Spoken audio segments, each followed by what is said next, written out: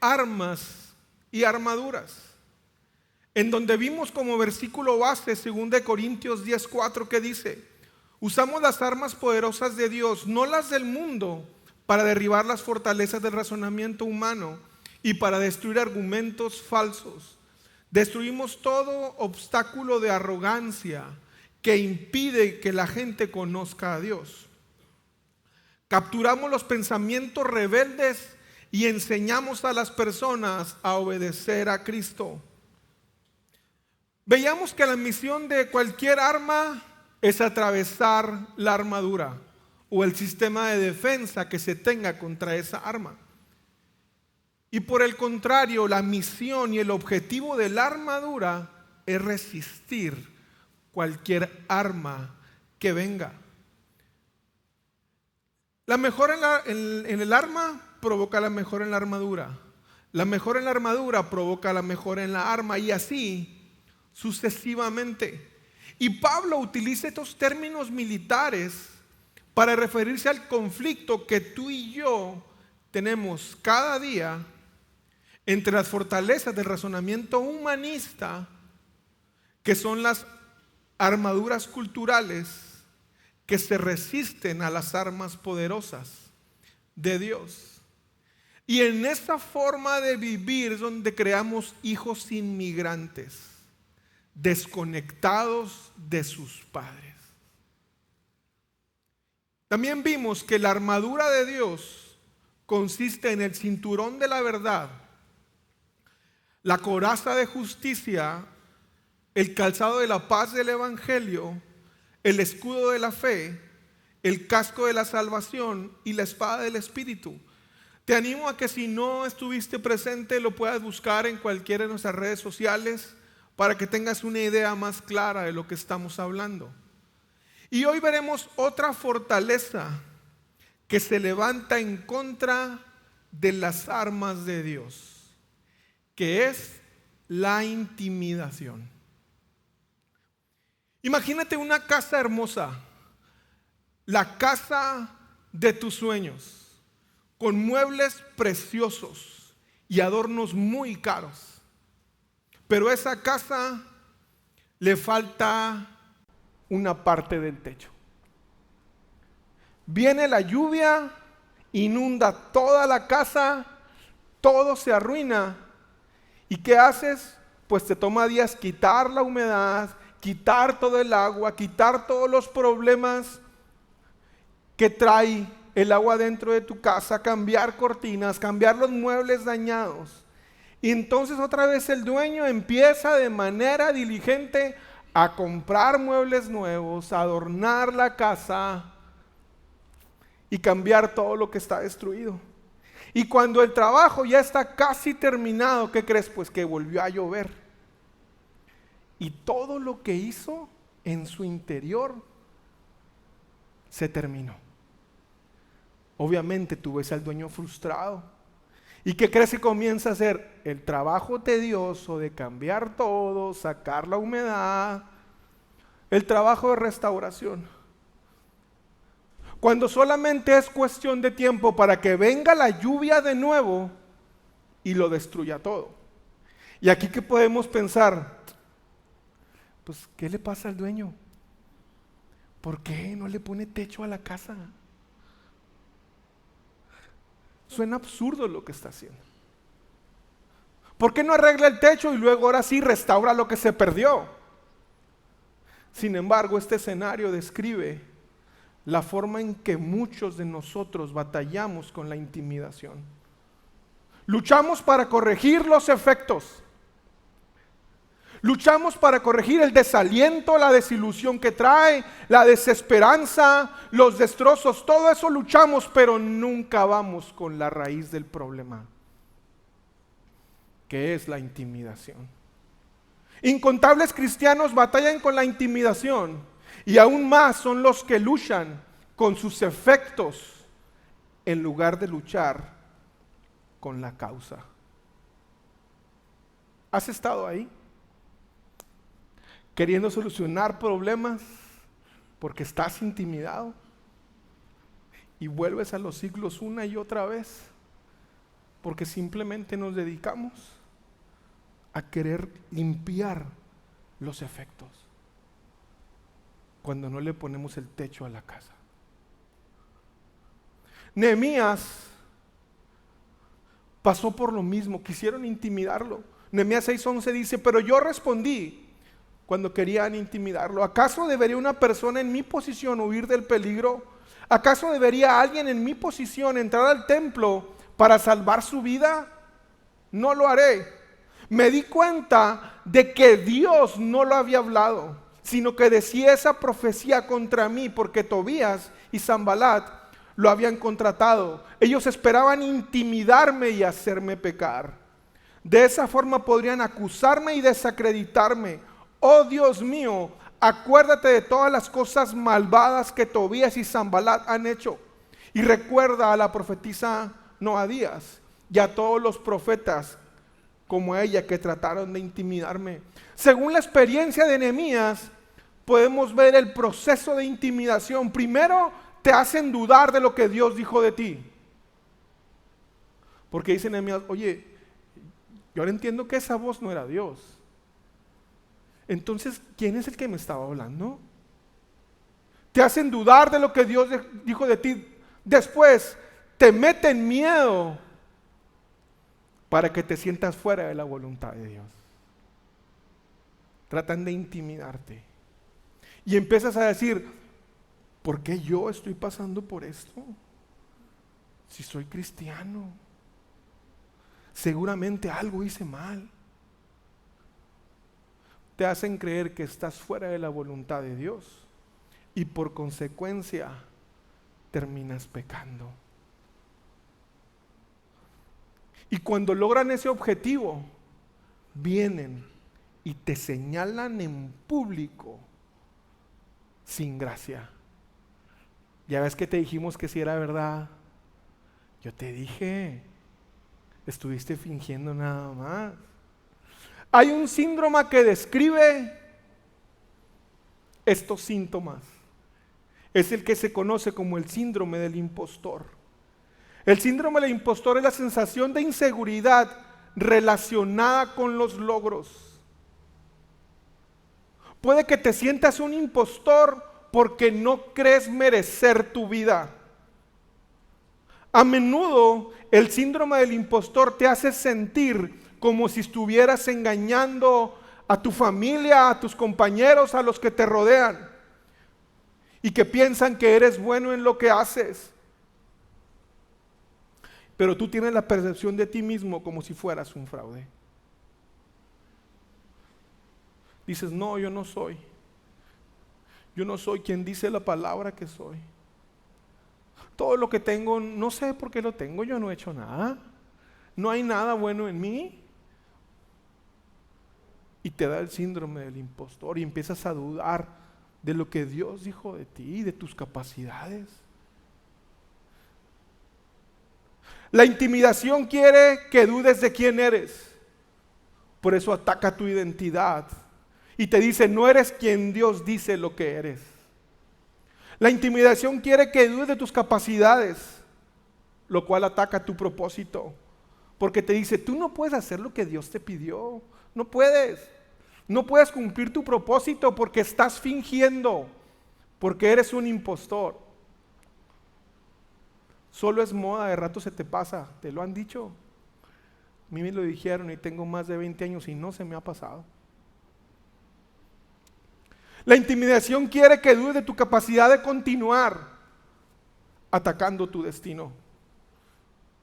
Porque te dicen: tú no vas a llegar a donde Dios te dijo que llegarías. No eres quien dices ser, por lo tanto no tienes la capacidad de hacer lo que Dios te pidió, entonces no puedes cumplir lo que Dios te pidió. Esa es la intimidación hablando. Veamos el caso de Elías, alguien que sufrió el síndrome del impostor.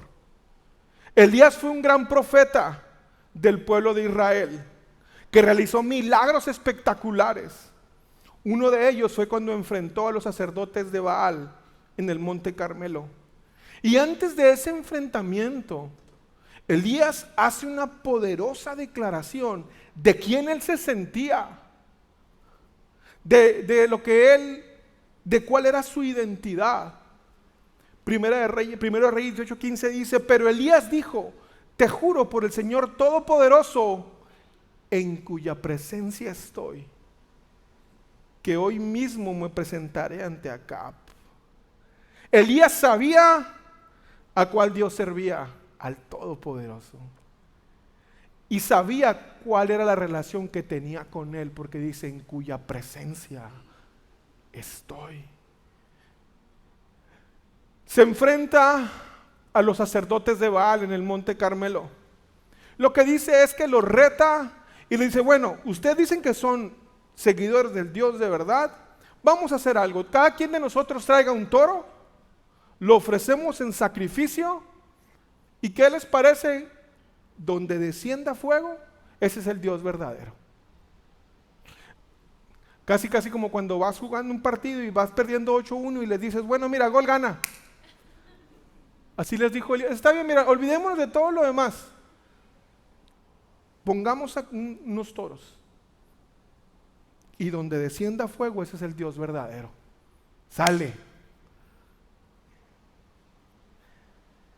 Empiezan los sacerdotes, no pueden. Se empiezan a desangrar y Elías se empieza a burlar de ellos y les dice, grítenle más fuerte porque a lo mejor está en el baño. Burlándose. O sea, la seguridad que ese hombre tenía. Que él mismo decía, en cuya presencia estoy.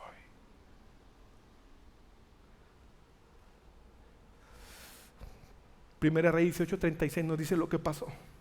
A la hora que solía hacerse el sacrificio vespertino, el profeta Elías caminó hacia el altar y oró. No gritó, no hizo tanto aspaviento, no danzó, no se desgarró nada. Simplemente dijo, oh Señor, Dios de Abraham, de Isaac y de Jacob, demuestra hoy que tú eres Dios en Israel y que yo soy tu siervo. Demuestra que yo he hecho todo esto por orden tuya. Oh Señor, respóndeme para que este pueblo sepa que tú, oh Señor, eres Dios y que tú lo has hecho volver a ti. Al instante el fuego del Señor cayó desde el cielo y consumió el toro, la leña, las piedras y el polvo, hasta lamió todo el agua de la zanja. Cuando la gente vio esto, todos cayeron rostro en tierra y exclamaron, el Señor, Él es Dios. Sí, el Señor es Dios. Entonces Elías ordenó, atrapen a todos los profetas de Baal, no dejen que escape ninguno. Entonces los agarraron a todos y Elías los llevó al valle de Cisón y ahí los mató. Elías era un hombre que quería dejar claro quién era el Dios verdadero y que él sería obediente, porque que le dice, Señor, haz esto para que vean que yo te estoy obedeciendo, para que sepan quién es el Dios verdadero y que yo soy obediente a lo que tú estás diciendo. También le pidió a Dios que mostrara a las personas que Dios los estaba llamando en su amor, porque le dice que ellos sepan que tú eres Dios que los ha traído de nuevo. Dios atendió la oración de Elías y respondió con fuego. Y la gente, al ver el poder con el que Dios se había manifestado, comenzó a alabarlo. Después Elías terminó con todos los sacerdotes de Baal, demostrando que era un hombre con una firmeza increíble.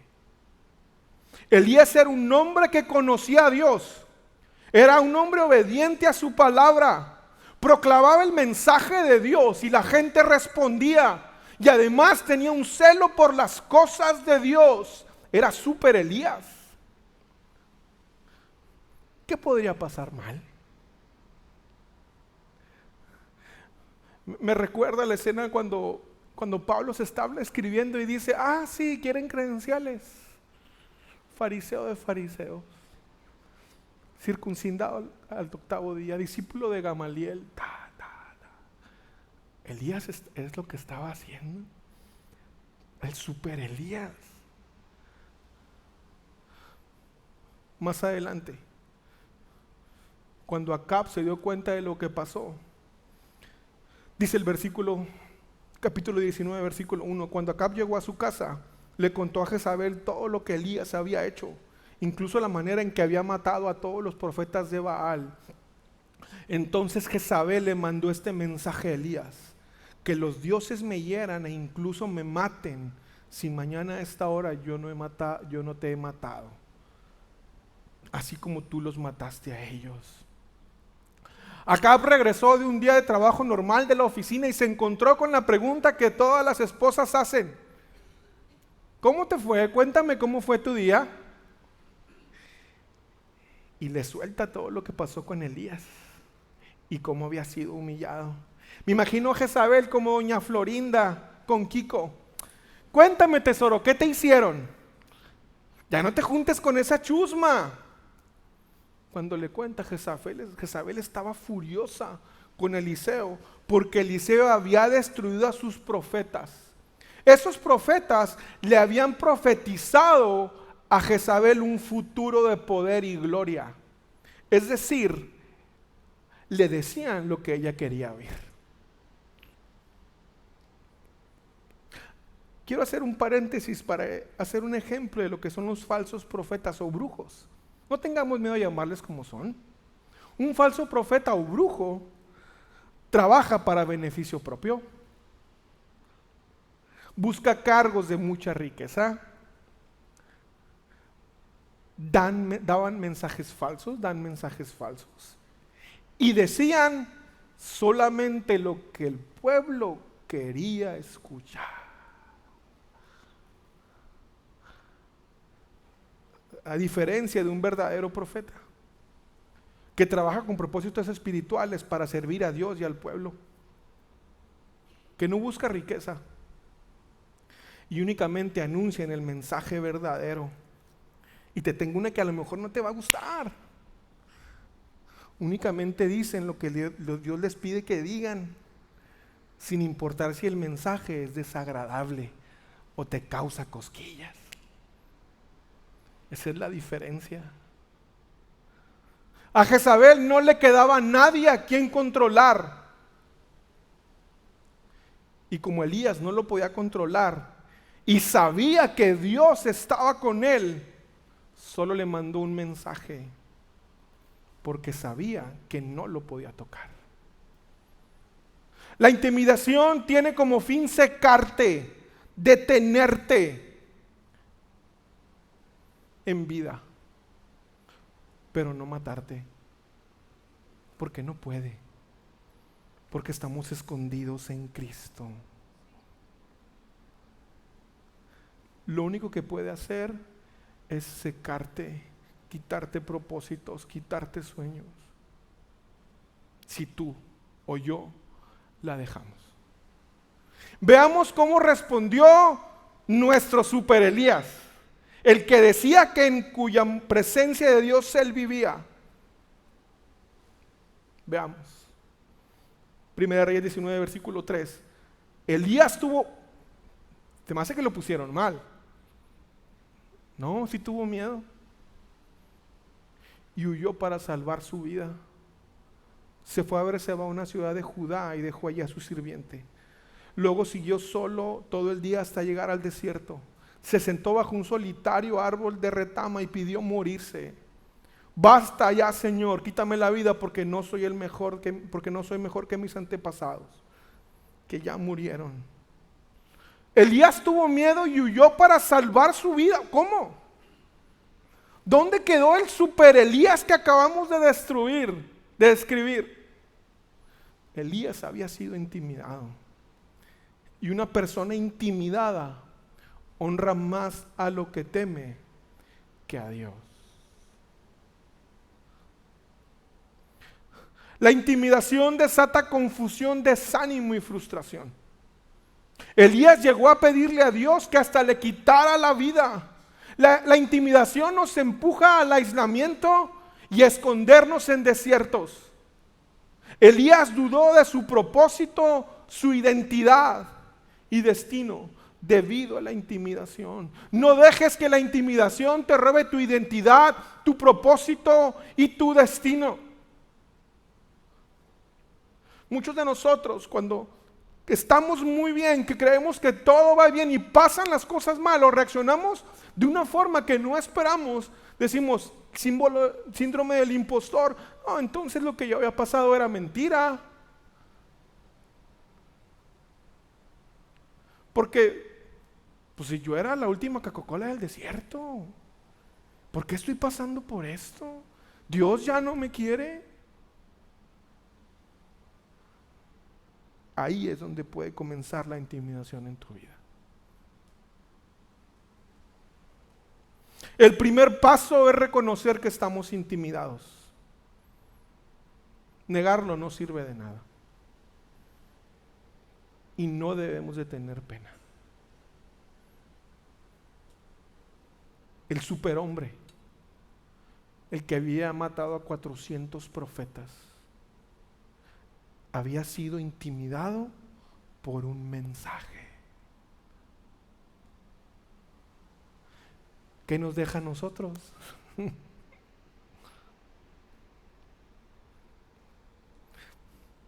Continúa versículo 5. Entonces se acostó y durmió debajo del árbol. Mientras dormía, un ángel lo tocó y le dijo: levántate y come. Elías miró a su alrededor y cerca de su cabeza había un poco de pan horneado sobre piedras calientes y un jarro de agua. Así que comió y bebió y volvió a acostarse. Entonces el ángel del Señor regresó, lo tocó y le dijo: levántate y come un poco más. De lo contrario, el viaje que tienes por delante será demasiado para ti. ¿Cómo salir de la intimidación? Número 1, descansa y come. Lo primero que tenemos que hacer es identificar qué es lo que nos está agotando y qué nos impide no alimentarnos en cualquiera de nuestras necesidades. Muchas veces cuando tenemos un problema o cuando no sabemos qué pasa, la primera pregunta es: entonces, ¿qué tengo que hacer? En lugar de decir, ¿qué tengo de dejar de hacer para poder descansar y comer? El ángel no lo despertó para meterlo en régimen de hábitos u otro tipo de actividades. No le dijo: mira, bueno, ahora, como estás bien mal, aviéntate un ayuno. No estoy en contra de los ayunos. Simplemente estoy diciendo que a veces queremos acabar con un problema con más actividades. Cuando Elías le dijeron: Elías, descansa y come.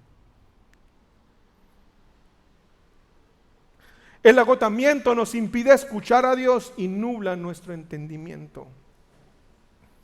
2 Corintios 12:9 dice: cada vez Él me dijo: mi gracia es todo lo que necesitas. Mi poder actúa mejor en la debilidad. Así que ahora me alegra jactarme de mis debilidades para que el poder de Cristo pueda actuar a través de mí. Podemos descansar porque estamos viviendo sobre las promesas de Dios. En ellas descansamos. Todo lo que necesitamos es su gracia y por medio de Jesús está a nuestro alcance. El poder de Dios aumenta cuando reconocemos nuestra condición comparándonos con Él, cuando le damos la gloria a Él. Reconocer nuestras limitaciones es tierra fértil para el poder de Dios. Otra cosa que yo lo puedo vivir en mi vida. ¿Sabes cuál es mi momento más vulnerable? En todos los aspectos, un domingo después de predicar.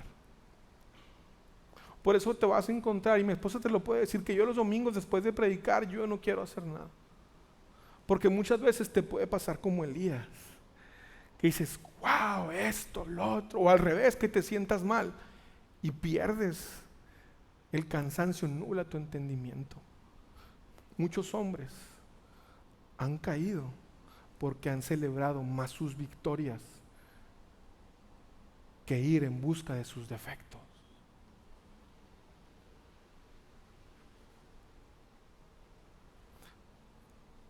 Reconocer nuestras limitaciones es tierra fértil para el poder de Dios. Número 2, ya que descansaste y comiste, lo que sigue es moverse a Sinaí. Primero Reyes 19:8. Entonces se levantó, comió y bebió, y la comida le dio fuerza suficiente para viajar durante 40 días. Los teólogos dicen que el viaje le llevó 320 kilómetros. 40 días y 40 noches hasta llegar al monte Sinaí, la montaña de Dios. Después de descansar y comer, el destino es Sinaí. El monte Sinaí es un lugar muy especial porque ahí sucedieron varias cosas. Primero fue donde Moisés se encontró con Dios a través de la zarza que ardía sin consumirse. Cristo está disponible como esa zarza que no se consumía. También en el Sinaí, Dios le dio de beber al pueblo de Israel de una roca. Cristo es la fuente de nuestro alimento y fortaleza. En esa montaña descendió la presencia de Dios para consagrar a Israel. Cristo quiere consagrarnos sin importar nuestro pasado. A Dios, ahí Dios le dio a Moisés las tablas grabadas con las condiciones del pacto. Cristo es la garantía de que Dios cumplirá las promesas de Dios. Y ya en Sinaí tenemos que darnos cuenta de nuestra posición. Versículo 8, hay una cueva donde pasó la noche. Entonces el Señor le dijo a Elías: ¿qué haces aquí, Elías? Cuando Dios le pregunta a Elías qué hacía ahí, no le estaba preguntando ¿y cómo llegaste aquí? Él le había pedido que fuera. Dios no se estaba extrañando de que Elías estuviera ahí. Lo que Dios quería era asegurarse que Elías supiera por qué estaba ahí. Le está diciendo cuando le pregunta: ¿qué haces ahí? ¿Te das cuenta en dónde estás? ¿Te das cuenta de tu posición? Cuando la cosa está más dura, ¿tú te das cuenta en dónde estás? ¿Te das cuenta de tu posición ante Dios? Que el diablo no puede tocarte. ¿Sí nos damos cuenta de eso? Según de Timoteo 1:6 dice: por esta razón te recuerdo que vives el fuego del don espiritual que Dios te dio cuando te impuse mis manos. Pues Dios no nos ha dado un espíritu de temor y timidez, sino de poder, amor y autodisciplina. Por medio de nuestra posición como hijos, darnos cuenta en dónde estamos, podremos encontrarnos con Dios. Podemos beber agua de vida eterna. Podemos consagrarnos de nuevo con Dios y sus propósitos. Y podemos fortalecernos en el pacto con Dios y las bendiciones que ahí tenemos. ¿Te das cuenta de la posición que la intimidación te quiere robar? Y el siguiente paso es decirle no a la autolástima. El proceso como autolástima, contra la autolástima, no es algo automático. Aún estando en Sinaí, aún entendiendo quiénes somos, aún entendiendo las bendiciones que tenemos, eso no es garantía de que todo irá bien. Porque podemos caer en otra trampa, la autolástima. Continúa versículo 10. Elías hablando: he servido con gran celo al Señor Dios Todopoderoso, respondió Elías. Pero el pueblo de Israel ha roto su pacto conmigo, derribó tus altares y mató cada uno de tus profetas. Yo soy el único que queda con vida, y ahora me buscan para matarme a mí también. Es muy común que cuando tenemos problemas,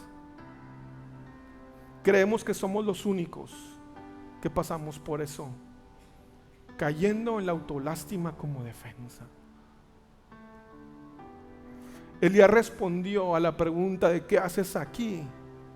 Como muchos de nosotros lo hacemos en situaciones similares, con autolástima, principalmente con reclamos, hablando de lo bueno que hemos sido y que no merecemos lo que nos está pasando, argumentando que Dios no encontrará a alguien más como yo. Autolástima. La autolástima no nos permite ver nuestra posición. Que sí tenemos problemas, pero somos bendecidos. Y que no somos los únicos que están pasando problemas. No es consuelo, es simplemente ver que este es un mundo caído.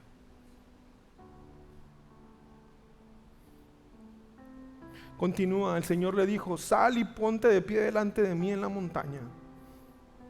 Mientras Elías estaba allí, el Señor pasó y un viento fuerte e impetuoso azotó la montaña. La ráfaga fue tan tremenda que las rocas se aflojaron, pero el Señor no estaba en el viento. Después del viento hubo un terremoto, pero el Señor no estaba en el terremoto. Dios no se presentó ante Elías como Elías lo esperaba. No se mostró como un Dios que sintiera lástima, porque Dios no nos tiene lástima. Dios no le mostró a Elías, Dios no le mostró lástima a Elías. No le siguió el juego de sentirse menos.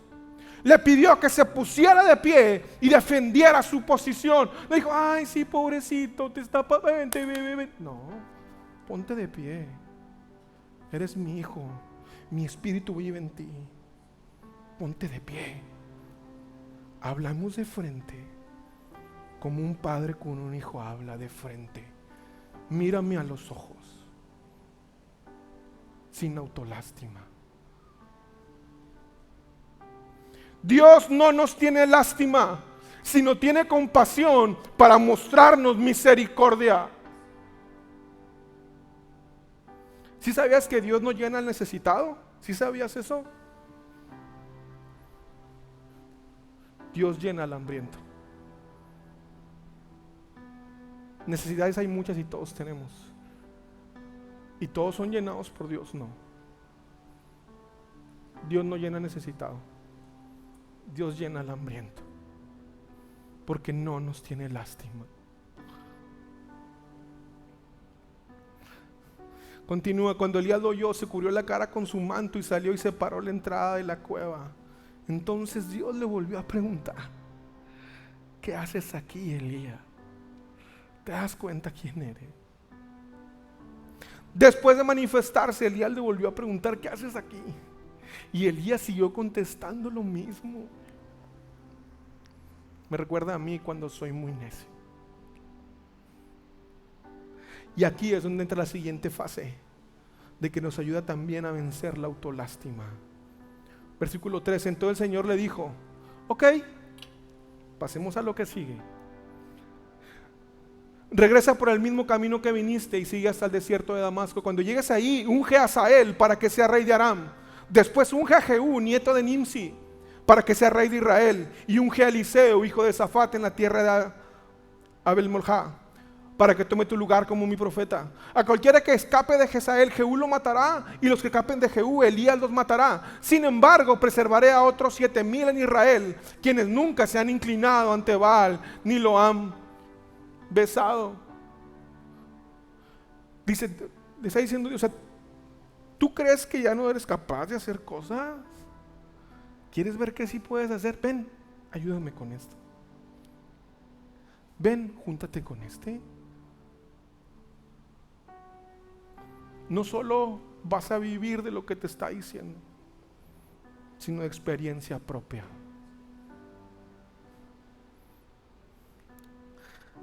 Apartados de la soledad. Cuando nos apartamos de la soledad y empezamos a convivir con otras personas, ponemos en la verdadera dimensión nuestros problemas, para así poder ayudarnos de la fe de otros. Cuando nos pasan cosas, normalmente nos frustramos, o porque creemos que somos o los más santos o que somos los más pecadores.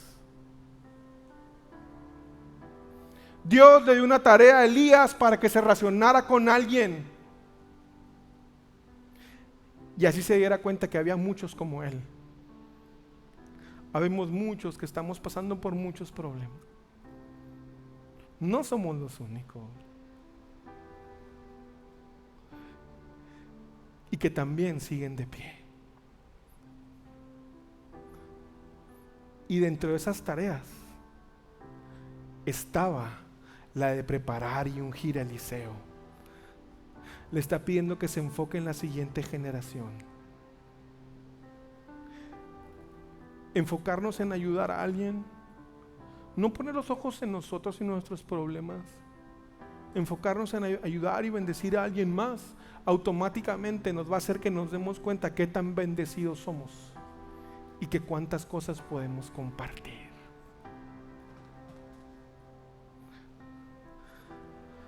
Para vencer la intimidación debemos aprender a descansar y cuidar nuestra salud física.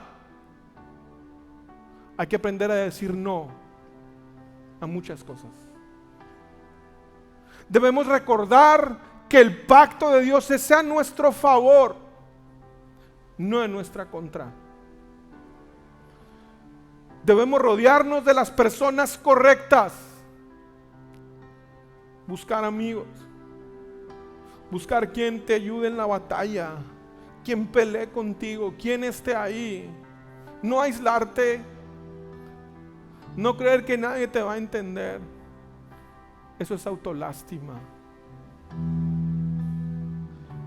Y debemos bendecir a la siguiente generación para darnos cuenta que sí somos capaces y sí tenemos algo que dar. A menudo el desaliento llega después de experimentar victorias espirituales, especialmente en las que se ha requerido esfuerzo físico o energía emocional. Es por eso que yo digo que mi momento más crítico es un domingo después de predicar. Por eso yo me voy a mi casa. No porque no me guste, no porque sea, bueno, a veces sí soy apático, pero es mi momento más vulnerable. Y yo tuve que aprender a reconocerlo.